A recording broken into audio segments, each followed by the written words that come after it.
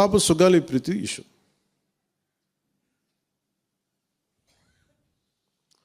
పండ్లున్న చెట్టుగా రాళ్ళు పడతాయంటారు.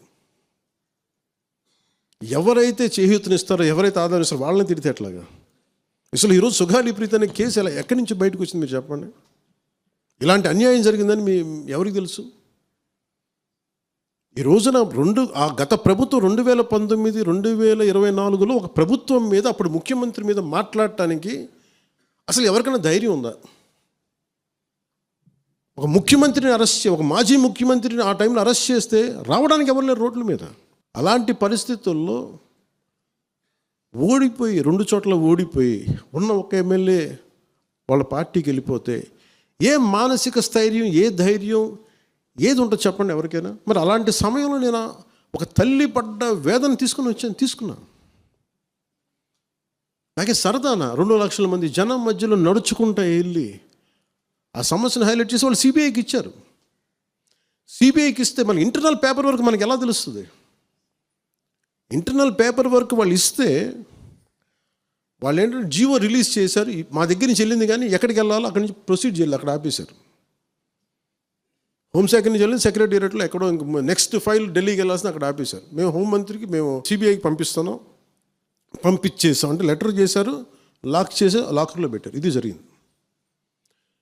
ఈ ప్రాసెస్లో ఏం చేశారు, వాళ్ళకి ఈ కేసు కొంచెం సెన్సిటివ్ కేసు కాబట్టి మీకు చెప్తాను.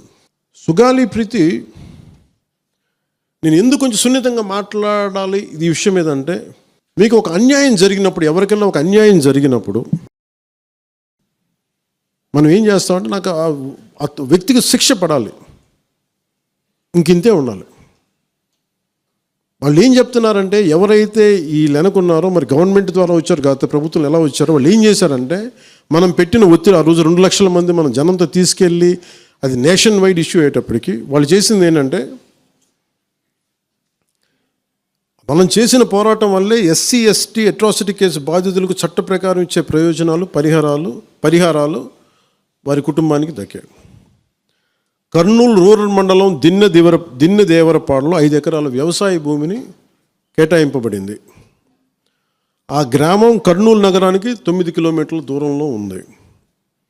ఈ రోజున మార్కెట్ వాల్యూ కనీసం ఎకరాకి వాళ్ళు చెప్పడం, మీరు క్రాస్ చెక్ చేసుకుని 2 కోట్ల వరకు ఉంటుందని చెప్తా ఉన్నారు. వీరి కుటుంబానికి కర్నూలు కార్పొరేషన్లో కల్లూరు వద్ద 5 సెంట్ల ఇంటి స్థలాన్ని కేటాయింపు చేసిన ప్రభుత్వం. సెంటు 10 లక్షల నుంచి 15 లక్షల వరకు ఉంటుంది. పాప 2 తల్లిదండ్రులకి రెవెన్యూ శాఖలో జూనియర్ అసిస్టెంట్గా ఉద్యోగం ఇవ్వడం అయింది. ఇది కాకుండా ఇవి మన పోరాటం వల్ల ఒత్తిడి పెట్టడంలో వచ్చినాయి. ఇవి కాకుండా నేను ఫస్ట్ టైం ఛార్జ్ తీసుకోగానే మొదట చెప్పిన మాట, పాపకి న్యాయం జరగాలి, ఏమేమి జరిగిందని సిఐడి చీఫ్ని నేనే తెలియజేశాను. డీజీపీ గారికి పంపించాను, అప్పుడు డీజీపీ గారికి తిరుమలరావు గారు, అలాగే సిఐడి అధికారులకు చెప్పాను, ఉన్నతాధికారికి, హోమ్ మినిస్టర్ గారికి చెప్పాం. ఇవన్నీ చెప్తే పోలీసు సిఐడి వాళ్ళు చెప్పింది ఏంటంటే, అసలు అప్పట్లోనే ఎవరైతే దీని వెనక కుట్ర వెనక ఉంది ఇవన్నీ చెప్తున్నారో ఏ డిఎన్ఏ తారుమారు చేశారు. ఎలా తారుమారు చేసి ఉండాలి? ఈ ఒత్తిడిలో వీళ్ళకి భూములు అవి ఇవి ఇచ్చేసి, మరి ఏం చెప్పారు నాకు తెలియదు కానీ వాళ్ళు, నాకు తెలిసి వాళ్ళు ఈరోజు పోలీసు చెప్తుంది ఏంటంటే, సాక్ష్యాలు వీళ్ళు చెప్తున్న వ్యక్తుల మీద వాళ్ళ డిఎన్ఏకి దీనికి మ్యాచ్ కావట్లేదు. ఇది వాస్తవం. కోర్ట్స్ ఏం చేస్తాయి, పోలీసు ఏం చేస్తారు, దీన్ని కూర్చోబెట్టి. ఎందుకు చెప్తున్నానంటే, ఇది వివేకానంద రెడ్డి గారిని చంపేశారని తెలుసు అందరికీ. ఎవరైతే చేస్తున్న నిందితులు ఉన్నారో వాళ్ళు ఒక్కొక్కరుగా చంపేస్తున్నారు వాళ్ళని. మరీ గత 5 సంవత్సరాల్లో ఇట్స్ ఎ క్లాసిక్ కేసెస్ ఇవి. ఈ ప్రక్షాళనకే పూనుకున్నాం మనం. ఇది ముఖ్యంగా మన ఎమ్మెల్యేలకు కానీ, మీరు ఎంపీస్, యాజ్ అన్ ఎంపీస్ మీకు కూడా, మీరు ఈ కేసెస్ మీద మీరు రేపొద్దున అసెంబ్లీలో గళం ఎత్తాలి, మీరు తప్పదు. ముఖ్యంగా లా అండ్ ఆర్డర్, వీళ్ళు అందరూ తప్పించుకుంటూ వెళ్ళిపోతే ఇట్లా ఒక సోషల్ అన్రెస్ట్ వస్తుంది దీనివల్ల.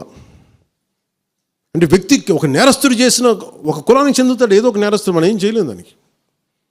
ఇందాక అరుణ చెప్పినట్టుగా ప్రతి ఒక్కరు ఏదో కులానికి చెందాలి, వేరే దారి లేదు మనకి. మనం వేరేలా పొట్ల ఏదో కులానికి చెందాలి. కానీ తప్పు చేస్తే కూర్చోబెట్టి పలానా టక్కమైన ఒక మాట అనేస్తారు. పలానా ఎక్స్ చేసాడు అన్నావు, పలానా కాస్ట్కి చెందిన వాడు చేసాడు అంటారు.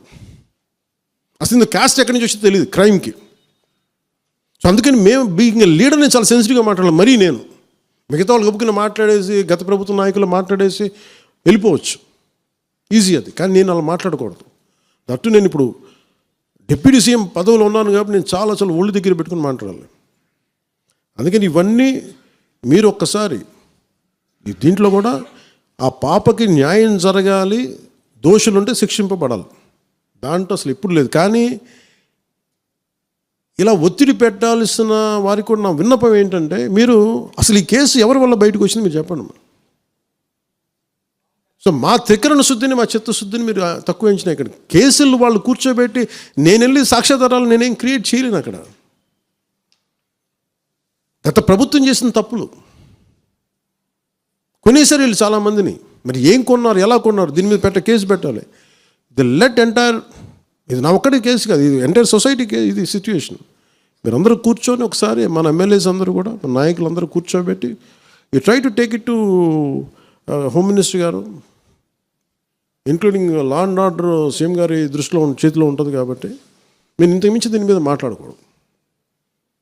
ఎందుకంటే నేను శిక్ష పడాలని కోరుకుంటాను. ఇంతకు మించి కాకపోతే ఏమైపోతుంది, నా మీద నన్ను లాగడం చాలా తేలిక అందరికీ. ఎందుకంటే నేను మెత్తని మనిషిని కదా, నా మీద రాళ్ళు వేసేయండి ఈజీ, నా చొక్కా పట్టుకొని ఈజీ. అదే గత ప్రభుత్వం ముఖ్యమంత్రిని పట్టుకోమని చెప్పండి, ధైర్యం కూడా చేయరు, ఇప్పటికీ ధైర్యం చేయరు. ఎందుకంటే వాళ్ళ మనుషులు ఇళ్లలోకి వచ్చి కొడతారు, క్రిమినల్స్ వచ్చి ఇళ్లలోకి వచ్చి కొడతారు, చంపేస్తారని భయం. మనం ప్రజాస్వామ్యం కదా, మనం భరించాలి. అందుకని దయచేసి దీన్ని మీరు ఒకసారి కూర్చోబెట్టి ఒకసారి మన గౌరవ శాసనసభ్యులు, మంత్రివర్గ సహచరులు, లెజిస్లేటివ్ కౌన్సిల్ మెంబర్స్, పార్టీ నాయకులు అందరూ దీని మీద ఒకసారి, స్పోక్స్ పర్సన్స్, వీర మహిళ నాయకులు, మీరందరూ ఒక్కసారి కూర్చోబెట్టి ప్రతి ఒక్కరు కూడా దీని మీద, ఇది ఎందుకంటే ఇది ఒక కేసుగా చూడకండి, ఇది గర్ల్ చైల్డ్ తాలూకు ప్రొటెక్షన్ చాలా ఎసెన్షియల్. అందుకని దీన్ని సోషల్ మీడియా యాక్ట్ కానీ ఇవన్నీ మాట్లాడాలని పొద్దున్న నిర్ణయించుకున్నాం. ఇది ఒకసారి మీ దృష్టికి తీసుకొస్తాను.